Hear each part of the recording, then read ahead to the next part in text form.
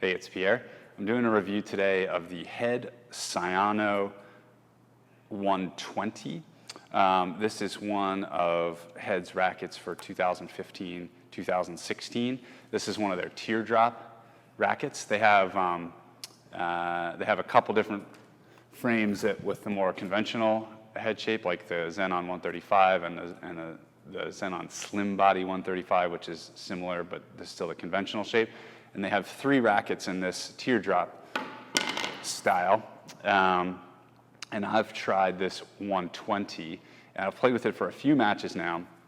I tend to prefer, just as a personal preference, the traditional head shape. But I gave this one a lot of play, just so I could get used to it. And I've grown to, I played with it today in a league match and played exceptionally well with it. And I feel like I finally kind of found, it took some adjustment coming from the traditional head shape, but I feel like I finally found the sweet spot with it. Anyway, let me tell you a little bit about it. First of all, the Cosmetic is pretty cool. It's got some visual interest here, sort of yellow, red, and black. But I like how it looks. And we've got, let's see, we've got sort of the graphene here, and the stringing pattern is a little bit fan-shaped. It goes a little bit out this way, but it's not super pronounced. In general, I find that fan shape gives you a little more power, but this is subtly fan-shaped. It feels it's a 120, and it feels quite light. It feels to me, head light. It's very maneuverable.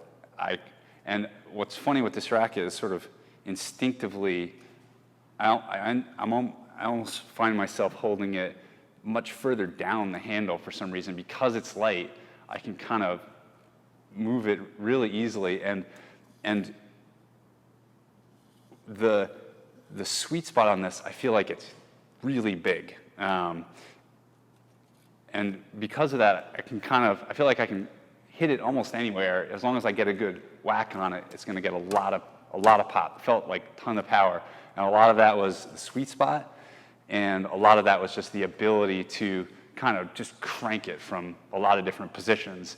Even if you're a little bit under pressure, if you can just get the string bed on it, it was more often than not going to get a good bounce off the strings.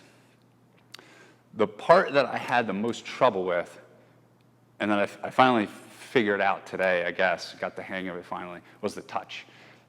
I was having trouble, because it's head light, it was a little too easy for me to kind of just go dink. And what I needed to do, it's funny, I was watching, this racket's actually used by Noor Al-Tayeb, and I was watching a video of her just hitting drop shots, and it's just her standing at the tee with someone feeding her, and you can probably see it on Squash Source on this page where maybe you were watching this, but just one after the other, she's coming with a nice, smooth, very almost slow stroke, and putting them all into the nick. It's kind of satisfying to watch, actually. It would be good to just watch that on a repeat, probably, just to kind of get it in your head, to get to repeatedly be able to nick it like that, sort of put some subliminal messages in there. Anyway, after watching that, I literally felt when I was playing today that it kind of encouraged me to have a little bit of swing to it, but I didn't really need to hit it.